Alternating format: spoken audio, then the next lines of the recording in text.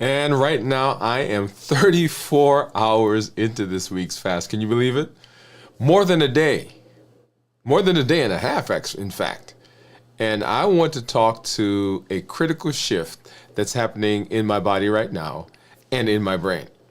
See, in the early hours of fasting, it's all about biology. Your insulin drops, your glycogen is depleting, and your ketones are starting to rise. But here's the truth. After more than 30 hours, it's not just about biology anymore. It's about structure. Because right now, your brain wants to know, do we keep going or do we quit? And the answer isn't found in how you feel, it's found in what you've already planned. That's right, what you've already planned. And certainly after 34 hours, that is the case. Hey, this is Dr. Dwain Woode. That's Wood with an E. The E stands for endocrinology. Here I educate, I empower, and I encourage you to take charge of your health and your life, avoid complications, and go to the next level. We're creating the life we've always wanted. And we are living limitless lives, which says that we're not allowing anything to prevent us from doing what we need to do. Nothing from outside and nothing from inside. We're breaking through barriers, we're pushing through obstacles, and we are creating the life we've always wanted. We're showing up with our best self, our best health, and our best plans. And I welcome you wherever you are right now, in whatever platform you're joining us, whether it's on Twitch or Instagram or LinkedIn or Facebook, and of course here on YouTube. Welcome, welcome, welcome. We have been in the fast, and if you've been following us, you know we are excited to be in this space. I've got some things that we're going to take a look at here in just a minute. I've got my glucose monitors that we will look at. Let's see. Let me make sure that I've got those right there. Okay. And we're going to take a look at my blood sugars as well. And so we can see what's been going on. You'll see that there on the screen. But also looking at my report. And down below, you'll see my Dexcom Clarity report. We'll see what my blood sugars have been running over the last several days as we've continued into this week's fast. We are talking about the Limitless Living Health Action Plan.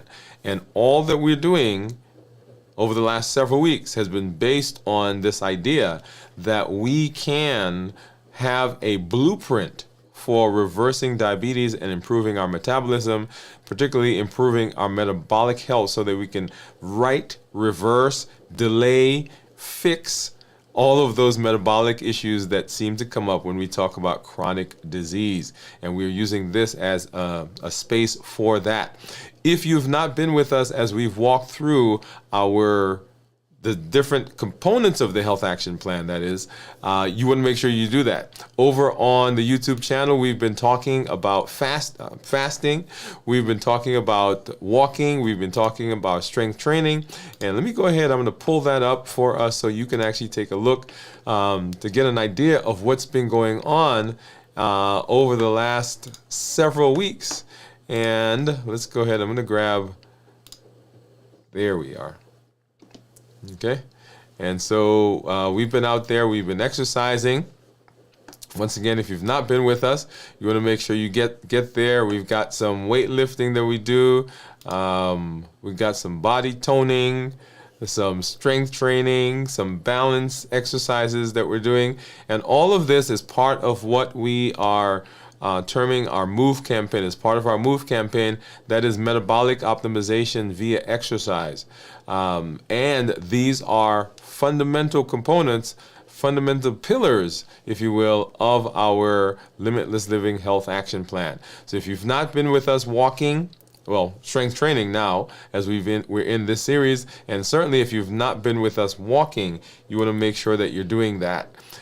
The Limitless Living Health Action Plan, we have been rolling that out, and we are on pillar number 7 this week as we talked about planning and structure. Planning and structure, we'll get more into that as we get into our show tonight. And then I see some of our community members that are out there that we'll get over to say hello to and see how you are doing. But right now, let's go ahead and let's take a look at blood sugars. And you saw earlier This is what my Freestyle Libre says that my blood sugar is, and we're looking at this number right. Let's see. There we go. Right here. Looking at that number right now. And so right now my blood sugar is a 61. If you come further down on that, let's see, let me make sure. Okay, pointing. There you go. If you come further down, you'll see right about here, this is where the graph for my blood sugar is. And you'll see part of that graph is red, part of the graph is white. And the white part is blood sugars that are right above 100, actually right above 70, let me say that. And then the ones that are, the part of it that's red is below 70. And you'll see that my blood sugar starting right about 3:30-ish, 3:30, about almost 4 o'clock this afternoon, dropped below 70, and it's kind of maintained that space. Let's go ahead and get over to the Dexcom, and this is a 24-hour view for the Dexcom. And if I run my finger, once again, we're looking at, there's my blood sugar right now, and then down further below, you'll see that is where the graph is. And if I put my finger, we can run through and see what my blood sugars have been running over the course of the last 24 hours.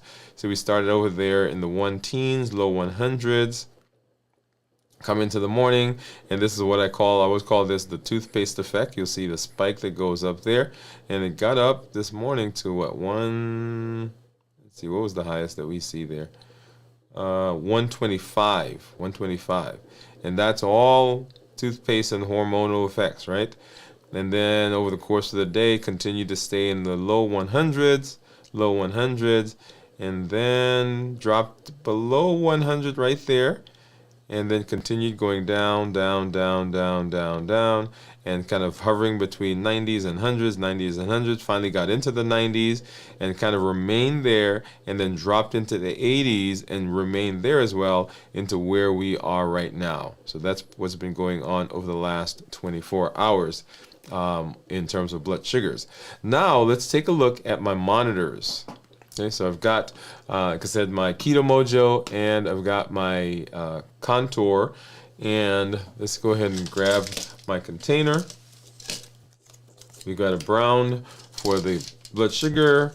We've got a blue for ketones. And what do you think my ketones are going to be, by the way? If you're out there, give me a guess. What do you think ketones are going to be after 34 hours of fasting? 34 hours of fasting. And if you were with me, and we'll take a look at that when we get to the report. If you were with me yesterday, you saw what I ate for the last meal. If you haven't seen that, go ahead and watch that episode that we did yesterday. That was our check-in that we did right around 1 o'clock or thereabouts. All right, so get that strip in, and go ahead and open this strip for the blood sugar for the Keto Mojo. Get that in. And I'm going to actually go ahead and start opening up the test strip for the ketones as well, because that's the one that always gives me trouble, and I don't want to have to stick myself up again. All right, so here's my lancet. All right, so there's my needle, and grab a finger, and ow, that actually hurt. And, oh, come on, I thought I gave, okay, there we go. A much better drop of blood, and not as brisk as I thought it was going to be, but that's okay. That's enough to get that started. All right, and let's get back here. And so here you'll see what my blood sugars are. This is the Keto Mojo. This is the Contour, and then right there you'll see what the Dexcom says it is. So 67, 74, 85. And then let's go ahead and get this strip out and get the ketone one in. And I see some of you are dropping some guesses in there. So let's see if you are close. All right. And drum roll, please. Drum roll. So 34 hours of fasting. Let's see what that will show. 3, 2, 1, and 0.8. 0.8. I think I did see someone who guessed the 0.8. So congratulations. And then let's go ahead and we're going to take a look at what the Dexcom says that my blood sugars are right now based on my report. And so you'll see my average blood sugar is 123. This is for the last 2 weeks with a glucose management indicator of 6.2. That means if I were to get an A1C right now, that's what my blood sugar would approximate, or my A1C would approximate. I can't call it a A1C because it's a calculated number. I am in target 100% of the time, with my target being anywhere from 70 to 180. If I change this to a 90-day view, so 3 months, and that's what the A1C is typically based on, my average is 114 for the last 90 days with a glucose management indicator of 6.0. In target 97% of the time, with that target once again being between 70 and 180, right in there. Now, if we look at my graph, and so what I want to do, first of all, a couple of things, is going back to yesterday, and so we started the fast right about here, right about 1 o'clock, and so 125 is what the blood sugar was, and then scrolling through, notice that we didn't have a big spike. In fact, we continued going down over the course of the day into where we are. Let's see, that's where we are. Yeah, that's where we are. I don't see the one for coming into tonight, so we'll have to kind of see if that will sync. But notice that right after the meal, right, we spiked up to, like, we started, like I said, at 125. We got up to 130, 134, and then the rest of it kind of has been pretty stable, okay, which is what we want. So you want that last meal, the last meal before you get into the fast, you don't want that to spike your blood sugar. You don't want that to spike the blood sugars significantly, all right? All right, so let's go ahead and get back, and now we're going to say hello to some of our community members. Actually, let me do one thing. Let's see, can I do that? Yes. Let's see if we can try that. What I want to do is I want to go back and take a look, for those of you who have not seen what the meal was that we ate. Just a quick view of that as we put that together. Let's see if we pull that up here really quickly. All right. And let's get back here. Okay. So this, that's not the one that we wanted. Not sure where that one came from. Okay, here we go. Okay, here I am. Oh, I think I just clicked on the wrong thing. But that's okay. That's okay. Here we are. All right, so here I am, and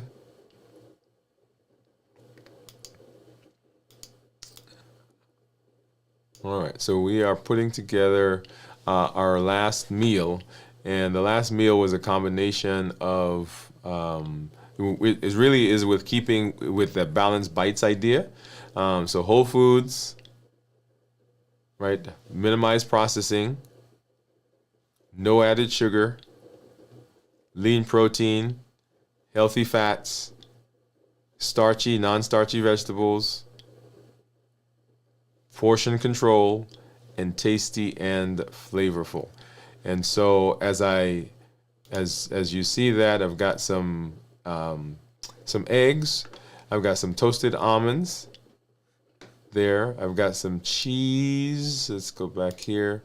Got some cheese and some banana peppers. Here I have some cheese again, and here is a hamburger patty.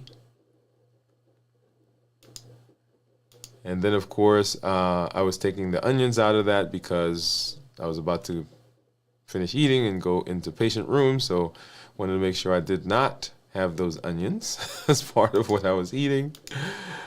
I took out the corn because the corn was going to spike my blood sugars, which I did not want.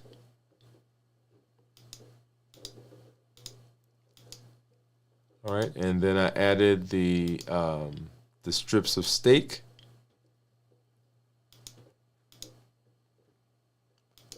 And then added some eggs, some of the boiled eggs and cheese, along with my favorite type of dressing, which is ranch. Okay. All right. So if you've not watched that episode, go ahead and watch that. That gives you a little bit more detail in the discussion that we talked about. So let's go ahead and let's say hello to some of our community members that I do see out there. Let's see. And I do see Jion out there. She's saying hello. She says, hi, doctor. And Limitless Living Gang, LLG. So hi, Jion. Welcome. And then Kenti Fried Icer. So Jion, she's saying hello. Cornelia, hi, Dr. Sis. And Kenti, all right, glad that you're here. And then Jion saying hello. Jion once again saying hello. Hello, folks. And Jion guessing that my ketones were going to be 0.9. Kenti guessing that 0.4. And then Cornelia 0.8. And Cornelia was right on the money, so we give a hand clap to her. All right. And she said, Jion says, your last meal was great. All healthy food, I thought. Yes, it was very healthy. And Jion said, wow, sis. Okay, so just congratulations to Cornelia for guessing the right, and then you are welcome. All right, so that's what's been going on in terms of blood sugars and where we are with getting into the fast, the last meal for the fast. And you see that if you have been fasting, or if you are fasting, if you fasted with us for day 1, you want to put a 1, day 2, which is we are in right now, day 2. We're in 34 hours, so put a 2. And if you are going to be fasting starting tomorrow when we end day 2, go ahead and put a 3. And then, of course, for those of you who are out there that are doing the complete fast, you want to put a T for a total in the fast. Okay. So right now, as part of our discussion, this whole idea of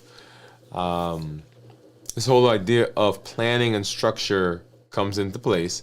So let's go ahead and let's look at that right now.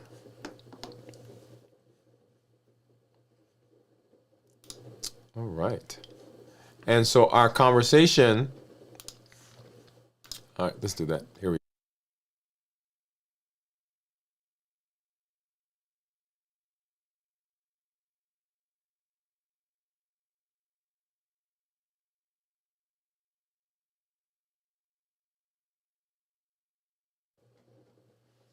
So we've been talking about the process of reversing our diabetes and improving our metabolism. And we know that the basis for many of the chronic diseases that we have has to do with dysfunctional metabolism. Metabolism, once again, is that idea that the body takes food and it converts it to energy. And whenever there's something that goes awry in that process, we get dysfunctional metabolism, which ultimately leads to the metabolic diseases that we talk about. And so in this space, our goal has been to say, how do we negate that? How do we prevent it from progressing? And if we are already in that space, if we already have complications, if we already have a disease process that is causing havoc, or even a disease process that we think we have under control, right? So we've been doing the things that we need to do, and right now, we're on medications. The blood sugars are not that high. Blood pressure is controlled, but we're on medication. Our weight is not going up, but it's not going down. It's been basically staying where it is. Our fatty liver is not progressing, but it's not reversing. Polycystic ovarian syndrome is there. You may have difficulty with hirsutism, so abnormal hair growth. You may have difficulty with acne, with getting pregnant, with having menstrual cycles. So all those things are complications that come from this whole idea of metabolism or metabolic disease. And so how do we correct that? And so we've been walking along the path as we journey down the road to say, what are some things that we can do? Because why is that important? We already know that the numbers of people who are continually having metabolic disease, we know those numbers are going up. They're getting higher and higher and higher. And we don't seem to be able to find a way to mitigate that. And so if the things that we're doing, if the things we have been doing are not working, they're not giving us the benefit that we want, then we've got to find a different way. And the Health Action Plan is a blueprint, if you will. It's a way of saying, if I follow these plans, just like if I'm building a house, if I'm putting together something, recently for our strength strategy and mindset, I went out and I bought a set of weights. So we had the dumbbells, we've got the bench, we've got the rack that's holding the weight. And I went and I got the instructions. Right now, I don't usually read the instructions. You should try it first. But in this case, I got the instructions, and there's the blueprint right there. It says, okay, this is what it's supposed to look like, first of all. And if you follow this, you will end up with this thing over here. And so the Limitless Living Health Action Plan is that blueprint that says, if you follow this, we'll end up over here. As part of that blueprint, as part of that, one of the pillars is this idea of fasting. And fasting is a fascinating process because it serves as the reset for the body. It serves as, to use another analogy, if I'm building a house and the house is an old house, the house has maybe some damage, maybe some things that need fixing. So I come in and I get that house and I gut it. I tear out walls, I pull up floors, I get rid of all the junk that's in there. And what fasting is doing, fasting is that thing that is resetting. It's gutting the house. It's taking out all the damaged, broken pieces that are in there, and is getting us ready to improve the process. Yeah. So fasting is easiest when it's already decided. So we're talking about how do we fast successfully, right? So fasting is easiest when it's already decided. The biggest mistake that people make in extended fasting is trying to redecide every few hours. I want you to hear me, right? So every few hours it's like, okay, I'm going to fast a little longer. Oh, I'm doing a great job, so let me keep going. Should I go? Should I continue doing this? That's the biggest mistake. Should I keep going? Maybe I'll just do 36 hours instead of 72 hours. I didn't sleep well. Maybe I'll eat early. You will talk yourself out of your goals if you don't have structure to fall back on, because at that point we're relying on how we feel, we're relying on our motivation, we're relying on those immediate circumstances around us to help dictate what we do. As an example, this week I am off of my routine. I'm off of my routine because we've got some conferences that are going on this week, and so I have been not coming home at that time.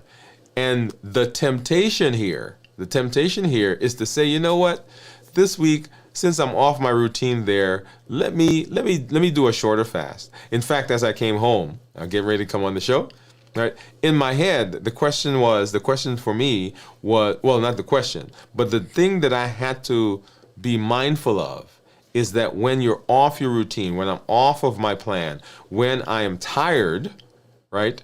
The brain begins to send those questions. You know what?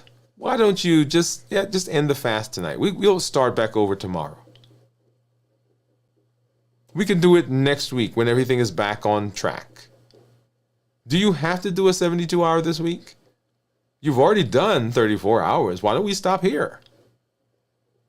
And if we're constantly having that conversation, we will talk ourselves out of the goals, and we will continue to waffle if we don't have structure, if we've not already decided. Because structure stabilizes your mindset when motivation disappears. So here are your key questions. Did you already decide? Did you decide how long you were going to fast? Did you decide what your refeed meal looks like? Did you schedule your distractions, your meals, your moments of vulnerability? Because they're coming. If not, you're not failing, you're just floating, right? If you have not done that, right, you're not failing, you're just floating. And we don't want to float. We want to have a plan in place that says, I'm no longer relying on just me to do this. It's kind of like getting on a seesaw, and I meant not seesaw, but a slide. And I mentioned this today in our check-in. When you get to the top of that slide and you get over that hump, it doesn't matter anymore, right? Because the slide is going, because you're in the groove, you're in the process, you're in the space. So how do we use structure in mid-fast, right? So at 34 hours, this mark right here, let's talk about 3 practical structures that can carry you through the next 24 hours to 36 and to 48. Number 1, the fasting calendar. This should already have your start time. It should have your planned break time. It should have your refeeding window, right? Because all of those are already set. And if the refeeding window has not come yet, then the structure says, I keep going. Knowing what those 3 things are, the start time, your planned break time, and your refeeding window, knowing this keeps you out of the maybe I should, maybe I shouldn't zone. Right? That's number 1. Number 2, balanced bites, the template for refeeding. We don't want to wait until 71 hours to ask, what should I eat? What am I going to eat next? And you hear me as I begin my fast. I'm always asking you, okay, what do you think? So when we're starting the fast, I don't ask you, hey, what should I eat to as my last meal? I'm like, okay, I'm eating my last meal. We're getting into the fast. We're just starting. When we did our fast 2 days ago, when we started the fast, we did a check-in. I was like, hey, we're starting the fast. What do you want me to eat to end the fast? Because I'm anticipating that. I'm saying, okay, what are we going to do? Because I need to have structure. I need to have a plan. We want to decide now. Proteins, whole foods, minimize processing, no added sugar. What meal are you going to eat that helps you continue the success of what just happened in the fast? What are we going to do to not sabotage all the work that we've just put in? When the refeed is part of the structure and not just, oh, well, I fasted. Yeah, I did such a great job. Now I have to figure out what I'm going to eat as I get back into my life, right? That's what we think. That's not what it is. It is the structure. It is a part of. It is a planned thing that we're doing already. When the refeed is part of the structure, it becomes part of the strategy, right? Planning and strategy, planning and structure, planning and strategy, all of that. Number 3, mental mastery cues. At 34 hours, cravings are often emotional and not physical. There is physical hunger, there is psychological hunger. Physical hunger simply means that my body right now needs energy. It needs food. It needs all the things that it requires to help it run, to get the heart going, to get the lungs going, to keep all the parts of it functioning. And most of us have enough stored energy to run the body. It's kind of like having a generator at the house. Actually, when we went camping several months ago, we took one of these little battery packs. I'm not going to call the brand, but it was you took it out. You can plug things into it. So when we were out there, when the power went out, Or if we needed it, when I took my group camping just actually a couple of months ago, it was out there, we plugged into it. And so when we are not eating, the body has enough energy. Most of us have stored energy that the body can just tap into. It doesn't need to go find food anywhere else. That's physical hunger when the body needs it. Psychological hunger is what is being told to us by a brain that says, oh, I need to eat such and such. Now, I'll have people who will say to me, oh, I'm going to starve. I can't go 24 hours because I'm going to starve. No, you're not going to starve. Trust me. Yeah. So those cravings that are coming, they're not physical. They're all in the mind, and they're all built into those emotions. So mental mastery says, how do I take charge of my mind? What process am I going through? What is my preparation? We talk about preparing for a fast, getting through a fast, and ending a fast. The mental mastery part comes in that preparation. So that we know that we're going to have times when the body's going to say, hey, go get some stuff, but it's not something that is an absolute requirement. It is just the emotions that are being touched, that are being pushed. The heat model, habits, emotions, access, and taste. That is a very important process to think through. What is the thing that's driving me? What is pushing me right now to be in that space, to feel like I've got to get something to eat? It's not that my body needs it, because I know that. So what is it that's causing that? So mental mastery. And then we want to use, on the mental mastery, we want to use our journaling prompts. We want to try to get some things that we are going to ask ourselves. What am I really hungry for right now? Remember the COPE model? Clarify, observe, pause, and execute.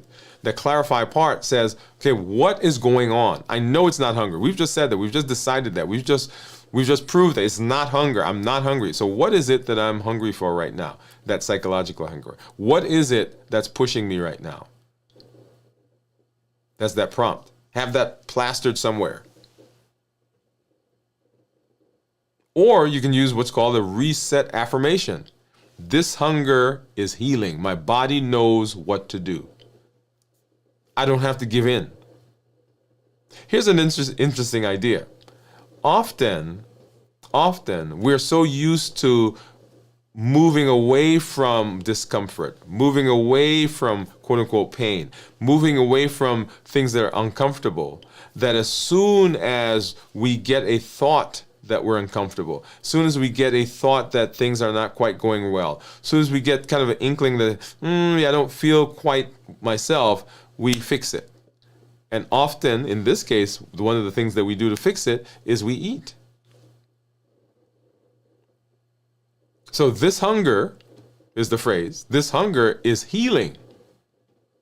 My body knows what to do right now. I don't have to push myself out of this space. And then you want to reflect before you react. Reflect before you react. And this is going along, once again, with the idea of our heat model. And the heat model says that we clarify, we observe, we pause, and we execute. That's not the heat model, but the COPE model.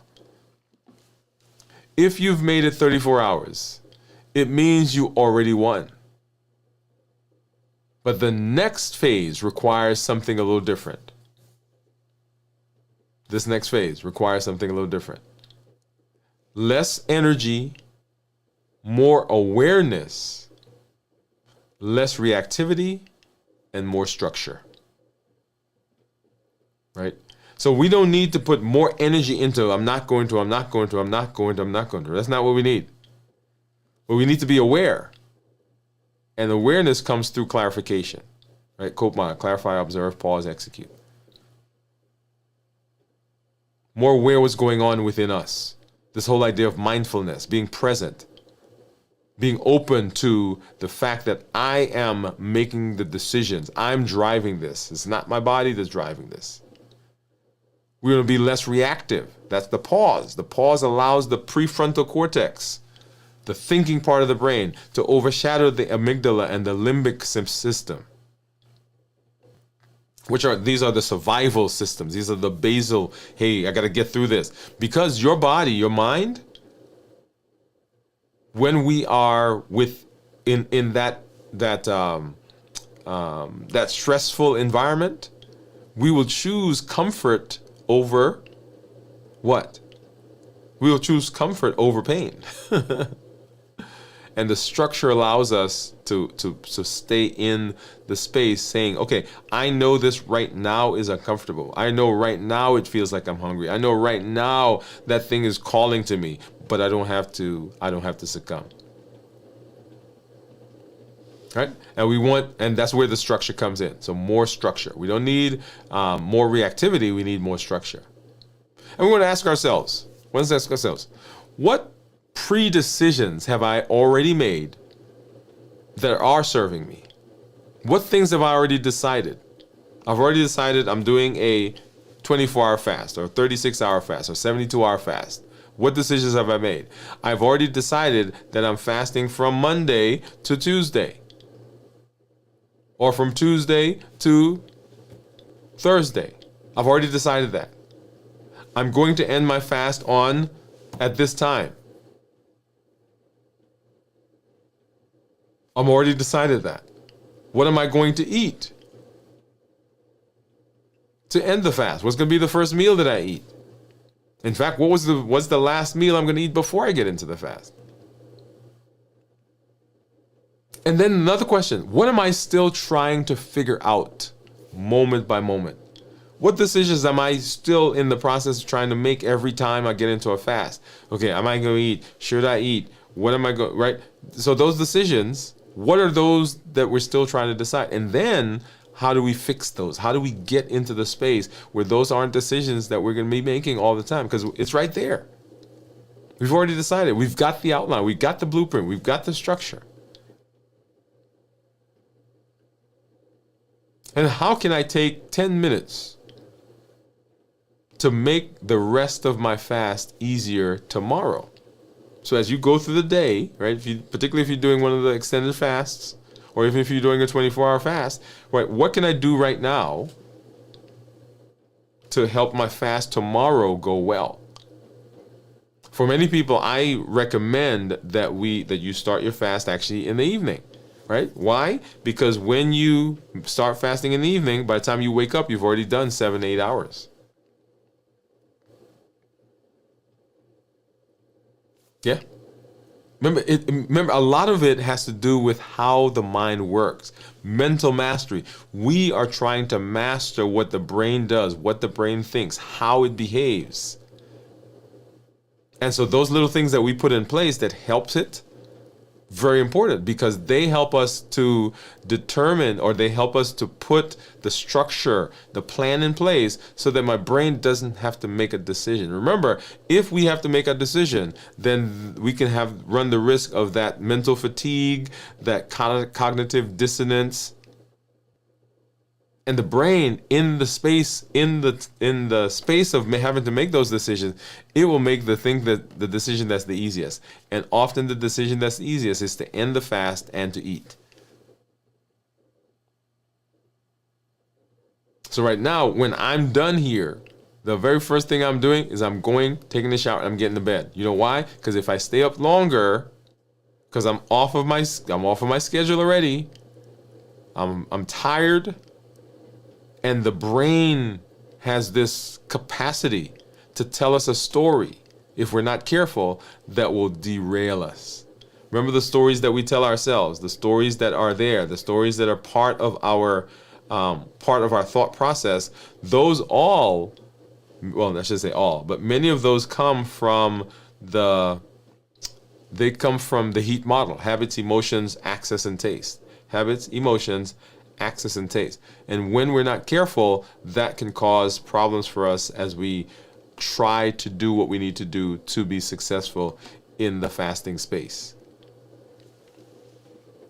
You don't need more motivation. You need more structure.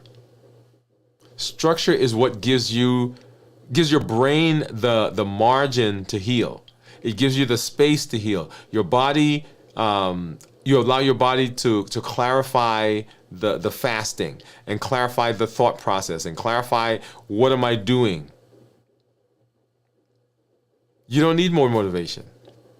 When there's structure, you don't have to wonder about what I'm going to do. It's already done. When there's structure, when there's a plan, when there's a process, you're more likely to continue that process, because the brain at that point doesn't want to make another decision.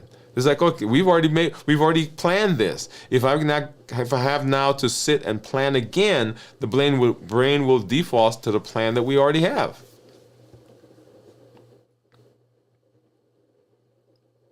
But if we don't do that, right? If we don't do that, then we run the risk of continuing to have to make those decisions. And we keep trying to make the decision. And we don't have to do that. Because in our thought process, right, this action plan that we've come up with, the Limitless Living Health Action Plan, those 7 pillars, we're going through the process. And I talked today in our check-in, I said the Limitless Living Health Action Plan is, first of all, it's a blueprint. If I follow this, then when I get over here, it's going to look like what it's supposed to look like. It's going to look like the blueprint. One of the things that I do sometimes is, and I have to admit that I don't always read the instructions. Yeah, I don't always read the instructions. I get the blueprint, I get the instructions, and I look at it, and I say, okay, I know what it's supposed to look like, and I start putting it together. Now, I've had occasions where I've had to kind of go back and change a bolt here and change a screw there and put this thing right because you did it upside down, or you put part 6A where part 6B was supposed to be, right? But the blueprint, if we follow the blueprint, it first of all shows us what it's supposed to look like. This is what it look. If you do this, this is what it's going to look like, and it gives you the instructions on how to get from here, all this stuff that's on the ground, all the stuff that's in the box, all the stuff parts that are not together, to this thing that's supposed to look like this. So that's number 1. Number 2, the action plan functions as guardrails. When you're driving down the side of the road, there's those guardrails. If your car happens to go off the road, if there are no guardrails, then you don't know and you continue going. And so guardrails are there to basically when you hit it, to prevent you from continuing to go. And so the 7 pillars that we have are designed to also be guardrails. They're supposed to alert us when we're off course. It's like, oh my goodness, look at this. It's been a week now. I have not walked. I have not picked up the weights. Man, I have not even thought about balanced bites. I continue to eat just whatever. Designed to be guardrails. The next thing it's designed to be a checklist. And I know I use this example all the time. When the pilot gets on the plane, I need them to do checklists. Right? I need them to go through the list to make sure that everything that was supposed to be done is done, so that the plane, on the journey that we're on, the plane gets from here to where it's supposed to go, where I'm supposed to be. And when we go through the checklist, the chances of arriving at our destination goes up. But if we don't do the checklist, we don't know. And even in the process, say we don't go through the checklist and something happens, we don't know what happened, what was wrong. I was talking to somebody, was it last night or the night before? And they were pointing out that they talked to some folks who do they run events, and they come in and they go through a checklist. Okay, that's working, that's working, that's working, that's working, right? They document that it's working. And things that are not working, they document what's not working. And so when you're going through your checklist, right? Structure and planning, strategy and planning, when you're going through your checklist, then you get to record, okay, this works well. This doesn't seem to be working the way I thought it was going to. So you're making that list so that now when you come back to that process, you can go and you can say, okay, I saw that this wasn't working. I made a note of it. Okay, now let's focus on that. Going back to the domains of health and the limitless living inventory. The idea is to look at each of those domains so that we can see what's working and what's not working. The same thing here, a plan, a plan, a plan. And remember, as you're fasting, you're not just not eating. You're building discipline, you're stacking wins, and you're becoming someone new. So we are redesigning. We are rebuilding. We are recasting this body. We're changing our mind. And we are setting ourselves up for the best possibility of success when we do that. And so when we combine planning and structure with the fasting, so we've reset the body, we're going through all of the health action plan, and now we have the plan and the structure to keep those things going despite me, despite my efforts, despite my willpower, despite my emotions, despite my motivation, despite all that. When I set that in place and I've done a good job, then it is automatic. It becomes a routine. It becomes what we do. This is just who we are.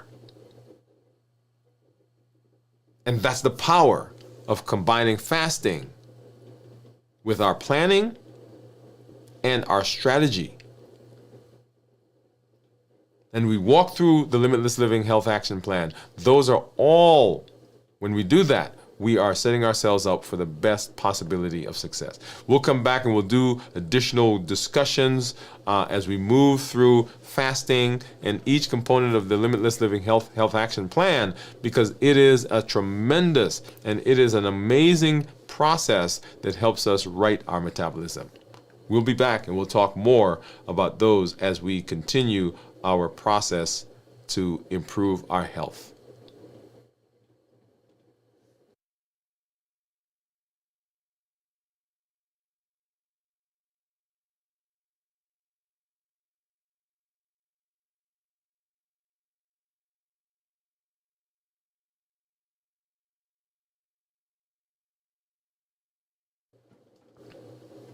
Yeah, and so the process, the structure, the planning, all of that, very important in what we do in this space as we try to right our metabolism, get that back on track, and to improve all of the components of our metabolism and our health. There is what do I want to say? There is the tendency, or there is the temptation to say that one part of the plan is more important than the other. Okay? And even myself, sometimes as I'm talking through the plan, I'm like, okay, this is like the big thing, right? But I want you to understand that all of the plan is important. It's kind of like when I was putting together the stuff for outside, when I was getting ready to start strength, strategy, and mindset. So setting up our workout area. And so you open up the box, and of course there are the dumbbells, there's the rack, or even putting the bench together. There's the bench, you got all the parts. And they're the big things, right? So they say get a wrench, we got these nuts, we got these bolts, we need a hammer, we need a ratchet, right? So we got all this stuff. And then there's this little itty bitty Allen wrench. Like not even, I forgot what size it was. Like a little, and I almost missed it. Because all the other stuff, right? The screwdriver and the wrench and the ratchet and all that, those are the important things. But you know that little Allen screw, Allen wrench? It was very important because there was this thing at the bottom that needed to be tightened that really kind of gets the whole process, the whole structure to help keep it together or tighten the bolt that was keeping it together. But if I had said, you know what, okay, that one, yeah, we don't really need that one right now, I would have been setting myself up for lots of headache. Right? Stuff falling apart, stuff falling over. So all of those components were important, and all of the components of the health action plan are important. The walking and the fasting. The strength training and the balance bites. The rest and restoration and the mental or mindset mastery. And planning and structure. All important. They all build and sit on each other, and they create the scaffolding on which this health journey is built. So if you've been doing strength, strategy, and mindset, don't forget about the walking. If you were walking, let's move into strength, strategy, and mindset. Let's move into the bodybuilding, but the strength training. If you are fasting, great, but don't negate what you do during the times when you have to eat, when you're eating window. Balance bites. All of them are important. For me, the challenge often is the rest and restoration. That's the one. But that's just as important as all the others. And then, of course, strategy, structure, planning, all that, right, kind of helps to solidify everything, right? The kind of the capstone, if you will, the capstone pillar. But very, very, very important. Awesome. All right, let's see. We've got some of our community members, and they're putting in, I think these are for when we're fasting. So Gian says she's doing day 2, so she's currently in the fast. Cornelia's hanging with us tough for 72 hours.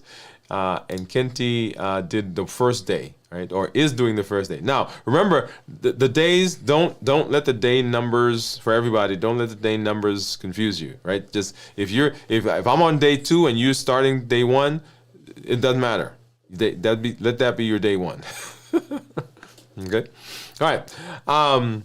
And our ideas are so important, right? That mental mastery is a very important concept, and it is actually all of those things are built into our EEE formula for success. We educate because we're changing our mindset, we're changing the thought process, we're changing our view. The lens through which we see the world impacts how we interact with the world. So it generates those emotions, those feelings, it generates the behavior and the actions. And those ultimately generate our results. So our results, people think, oh, well, this happened, that's what, no. That result started way over here. And what happens over here is dictated by our view of the world, how we see the world, the lenses through which we view things. Because it has no meaning. It has no effect until we give it meaning. It has no effect until we give it meaning. Once we give it meaning, then all the downstream things begin to happen. So the education is with the idea of changing our thought process, allowing us to evaluate things in a bigger, larger scale, so that we're not always reacting. We are responding. Clarify, observe, pause, execute. We empower, and empowerment comes with the ability to take control, the ability for us to regulate, for us to direct. Self-efficacy says that I am making the decision. My actions, my decisions, my behavior, my consistency is what's driving where I end up. My actions. When we empower, it's kind of like, it's giving authority. That's another idea within empowerment. You have the authority. You have the authority to regulate your body, to say, I am going to do this. Not just the tools to put them into practice, but the authority to say, I'm going to do it. And the empowerment comes from all the tools that we've learned. The HEAT model, the COPE model, Limitless Living Health Action Plan, the Limitless Living Inventory, the domains of health, the pillars of reversing diabetes, how to create a meal, how to create a 7-day meal, emotional intelligence, being mindful, mindful eating, understanding how our body works, 100-day walk to consistency, strength, strategy, and mindset. All of those are tools that allow you to put into practice the things that you were learning under education. And then the encouragement comes from the community. The community. If you want to be successful, over the long haul, if you want to continually be successful, you want to make sure that you're in community. Can you do it by yourself? Perhaps. Are people successful who don't have community around them? People say they are, but I don't know of anyone who is successful in isolation. And I'm going to say that across the board. Someone, somewhere along the way, somehow, did something that assisted. And sometimes we don't see the big, glamorous, flashy things that people do. Small things. Community is important. Community helps us to go. Community helps us to go when we're tired, when we don't even see where we're going, when we don't even understand, can I continue going? Community, very important. And the community that we're building is a powerful part of the platform. We educate, we empower, and we encourage. The triple E formula for success. That's what we're doing. And that's the space that we are in right now. So you want to make sure that you are, with all of those, doing what you need to do.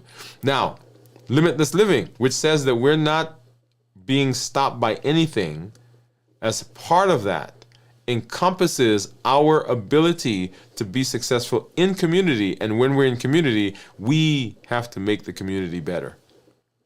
That means that as you're seeing benefits in yourself, as you're seeing your health improve, as your blood sugars are getting better, as your weight's going better, as your thought process is improving, as you are seeing reversal and getting off of medications, you have to now say to the community around you, your family, your friends, your coworkers, the people in your job, and at your church, in your community setting, you have to say to them, hey, there's a better way of managing our metabolic diseases.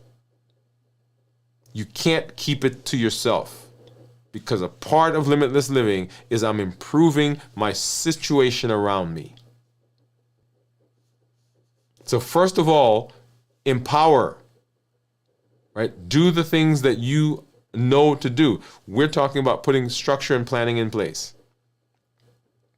Commit to the health action plan. Walk through it. And you people say, well, I can't do all of that one time. We're not asking you to do it all the time. We're asking you to start the process. Pillar number 1, walking. Boom, there it is. How do you start? Walking. That's where it is. So first of all, you walk through that process. And you don't have to wait till you finish the process. Then you say to somebody else, hey, let's go down this road together. Let's go ahead and do what we need to do. I can show you a way. Come, let's do it together. Let's walk through but don't just send people. Don't just point them and, oh, go over there. No, come with them, walk alongside them. That's the power of community. Say, come on, let's go do it together. And when you do that, you will find the community gets better, you get better, and you're more empowered. Awesome. All right. Well, I want to say to you that I'm always excited when we're in this space, when I'm with you, when we get to talk together and see each other. I can't tell you how excited I am to see the benefits that you're getting and the benefits I'm getting personally as well. That is the process. We'll be back tomorrow, right around 1-ish, 1:30, 1:15. As we do our pop-up live check-in.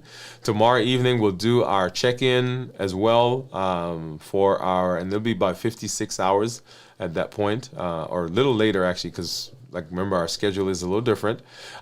If you remember, we're doing a Zoom conversation tomorrow right around 7:30. Join us for that. It's on the channel. I think I posted that. So join us for that.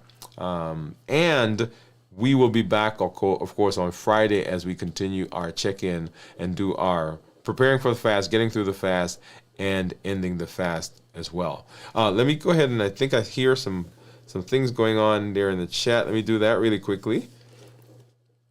Let's see, where are we? So we talked about, okay, so Gianna said, thank you, doctor. Good night. Thank you. Where do you, okay, so we're asking, yes, thank you, Doc, LLG, New Zealand, hey, New Zealand. We got New Zealand, we got South Korea, and hope Doctor, she said, hope Doctor rest up, thanks, yes, we gotta get some rest, gotta get some rest, okay, and Cornelia said, great fasting. Yes. All right. So this is Dr. Dwain Woode. That's Wood with an E. The E stands for endocrinology. Here I educate, I empower, and I encourage you to take charge of your health and your life, avoid complications, and go to the next level. We're creating the life we've always wanted. And we are living limitless lives, which says that we are pushing through the boundaries. We're breaking through the barriers. We are getting around the obstacles. We're not allowing anything from outside or anything from inside to prevent us from doing what we need to do. We are showing up with our best selves, our best health, and the best plans for our life. Go live a limitless life, and we will see you at our next check-in, and we'll see you in the community. Have a good night, everybody. Bye-bye.